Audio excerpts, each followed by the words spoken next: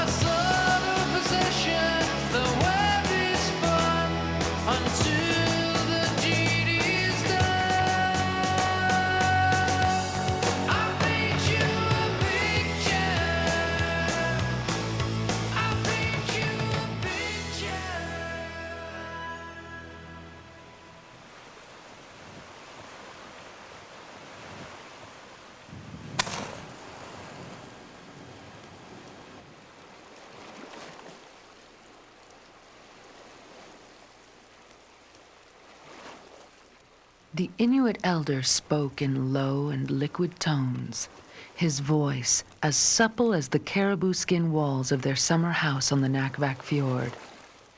The ebony eyes of his son and his son's wife sparkled in unison with the flickering flame in the stony corner of their house.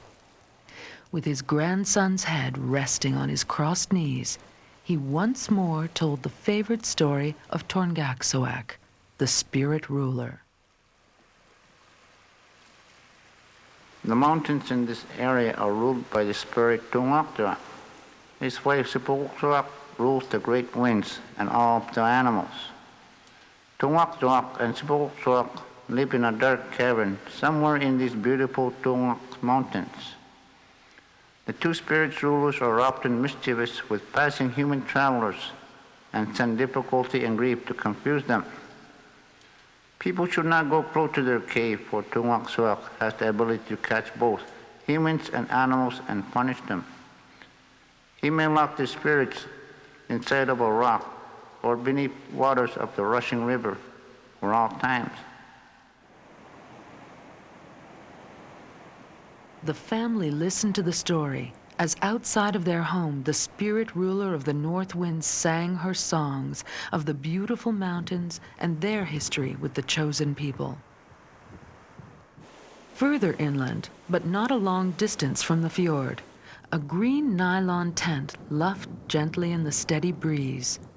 As the two exhausted canoeists lay in their sleeping bags, they reminisced about the beautiful scenery they had passed through on that day.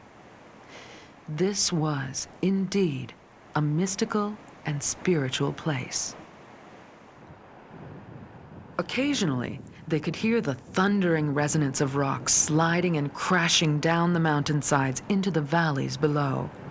The sound was both frightening and enticing, for it signaled danger and warning with one voice, but it also spoke of adventure and excitement with another. The two interpreted the land in a very different way than the Inuit family living on the fjord shoreline. The two adventurers were actually seeking hardship and challenge. They wanted to take pictures and try to capture the grandeur they saw. They then planned to return to their southern homes and talk about their trials.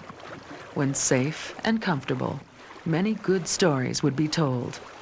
But for now, the two spoke in hushed whispers as the overpowering landscape shaped their thoughts and emotions. One of the canoeists was writing a poem in his trip journal, using the feeble light of a candle lantern to see the scribbled pencil words. His lines did not acknowledge the presence of Torngat and the other unseen spirit dwellers. The canoeist tried to make his poem sing of challenge, of courage, and conquest. The poem seemed to be inviting other southern people to come and visit the land of Inuktitut.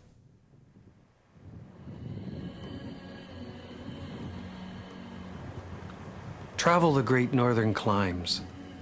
Explore the living mysteries of this earth. Endure their physical challenge. Celebrate the essence of life. Strain to understand your earthen chains.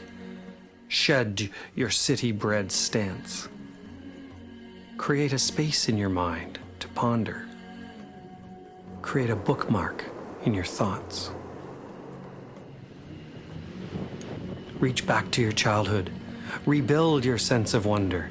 Come face to face with your soul. Come face to face with your God.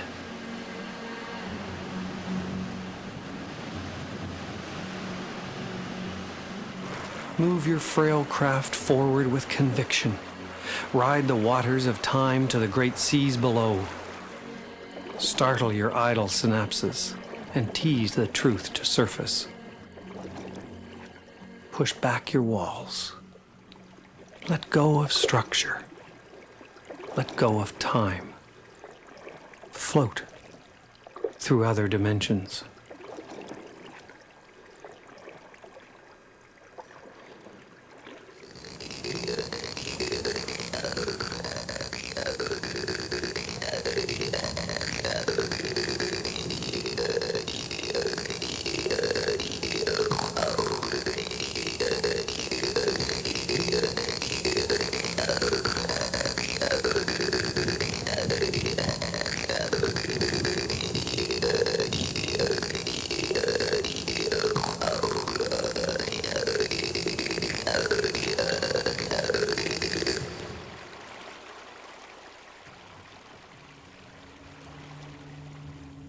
Torngat frowned with disappointment as he considered the lines of short-sighted poetry and gazed over his mountain domain.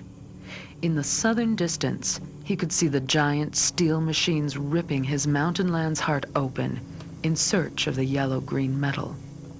Torngat indeed was a spirit ruler, but these machines had a stronger and immutable power, a power that he and Siparuk could not overcome. His power came from the chosen people believing in him. Without this spiritual belief, he and his spirit clan had no power.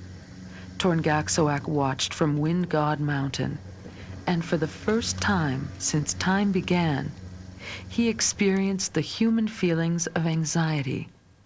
In a metaphorical sense, he realized that the rivers from one mountain can flow in many directions.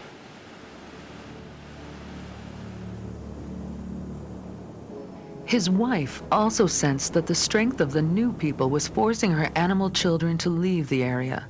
Siparuk resented their interference in the living ways that were as old as the tundra heather. She became melancholy as she considered her own changes to the land. She had moved them forward very slowly. Now, these new god things made their changes with great speed. The rapid pace of change upset the ancient harmonic in the land. The land and the living things could not adapt quickly enough. Siporoksoak realized her domain was changing without her approval. Soon, she would no longer be able to guide or obstruct those who traveled through these lands on the shores of the Labrador Sea.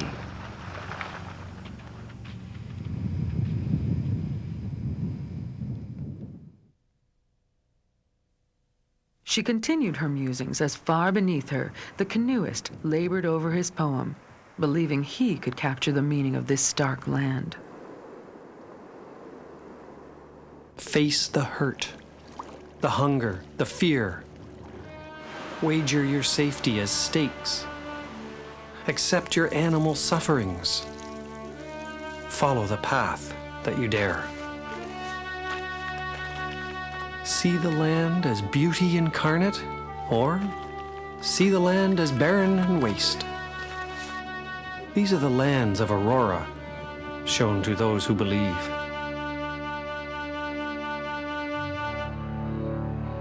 Space stretches the scale of perception, freeing the vision for dreaming. See the soft curve of the earth. Comprehend your species' frailty. Set your course and savor a life of vibrato and gusto. Shoulder the heaviest pack. But tread softly, good friend. Tread softly on this land.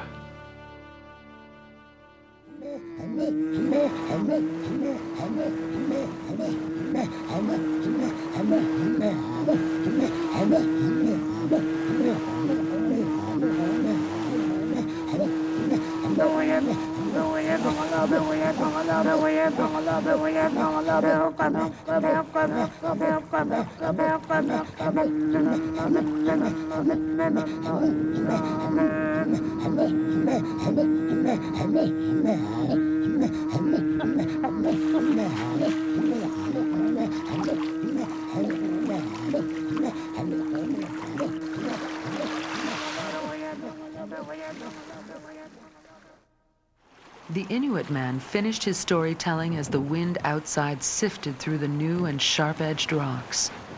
His family was now asleep in the dark warmth of their house.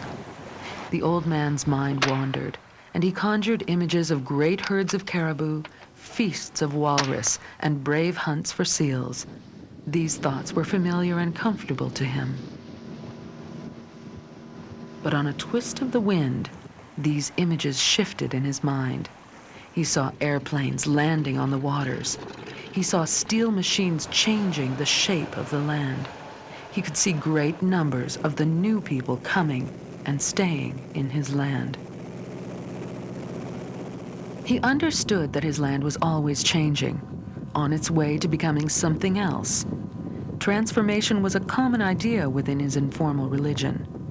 He believed that the spirits who lived in this land continually tested his people to adapt to new circumstances and new difficulties. His people could endure and survive. His people were masters at survival. The old man understood these things, yet still, he was troubled, for now the vivid pictures in his mind were being repainted in different colors. He reached down and gently pulled the fox-skin robe over his grandson's shoulders and lowered his weary head to the sleeping skins. He listened in vain for the voice of hope to come to him on the wind. Silently, he asked the spirits to safeguard his family from the new work of the new people. Sleep did not easily come to the old man that night. To help push back his worries, the Inuit sang a tenuous dream song to the wind. The fragile wisp of conscience floated down the darkening valleys and across the icy waters to sink slowly into the ink-black depths of the Labrador Sea.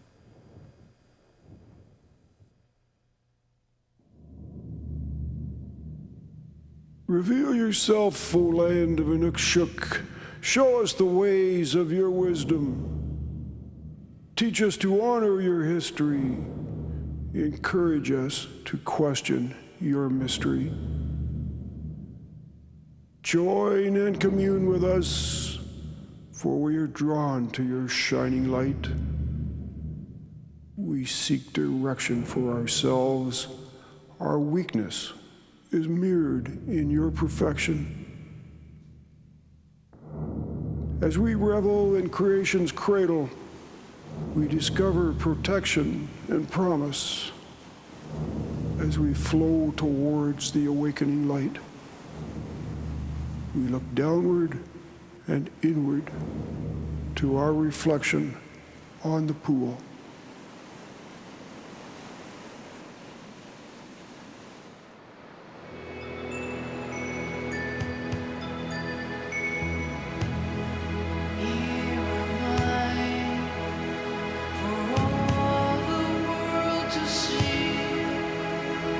From one man's imagination, in a struggle to be free. How much was lost? How much regained? To measure the cost, there is no way. And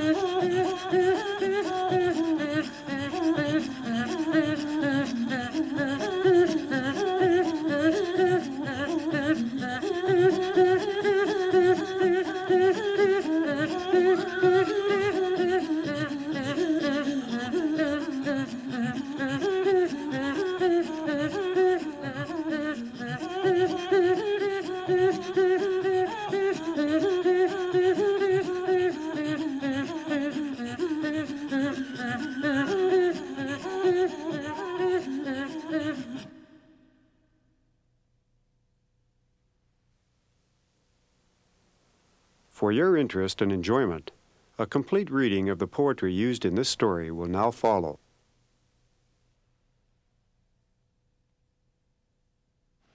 Response to a northern landscape. The sky and the rocks offer depth. The wind and the water breathe. And from the sun plunge the gifts of light, color, and warmth. Travel the great northern climes. Explore the living mysteries of this earth. Endure their physical challenge. Celebrate the essence of life. Strain to understand your earthen chains. Shed your city-bred stance. Create a space in your mind to ponder. Create a bookmark in your thoughts. Push back your walls. Let go of structure. Let go of time. Float through other dimensions. Move your frail craft forward with conviction. Ride the waters of time to the great seas below. Startle your idle synapses and tease the truth to surface. Reach back to your childhood. Rebuild your sense of wonder. Come face to face with your soul. Come face to face with your God. Face the hurt, the hunger, the fear. Wager your safety as stakes. Accept your animal sufferings. Follow the path that you dare. See the land as beauty incarnate, or see the land as barren and waste. These are the lands of Aurora, shown to those who believe. You stand not alone on this flowing carpet. We share the lusty expanse with many. Walk and learn from those who precede. Share in your relational substance of life. This land is formed by stark process and appears in perpetual change. Land and life are codependent. Life and land are mutual to each. The seeds of your dreams sleep in this soil. Earth Mother will awaken and nourish. Attend and receive her message, and unite the body and soul once more. Space stretches the scale of perception, freeing the vision for dreaming. See the soft curve of the earth. Comprehend your species' frailty. Town and tundra are opponents, pulling and pushing for balance. Ebb and flow of this land of tides brings savvy to the limber of mind. This north draws longing from us to wonder, to quest, to seek. For you are but a fleeting traveler, a temporal gypsy on a trackless horizon. Set your course and savor a life of vibrato and gusto. Shoulder the heaviest pack. But tread softly, good friend. Tread softly on this land.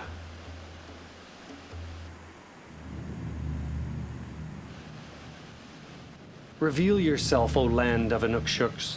Show us the ways of your wisdom. Teach us to honor your history. Encourage us to question your mystery.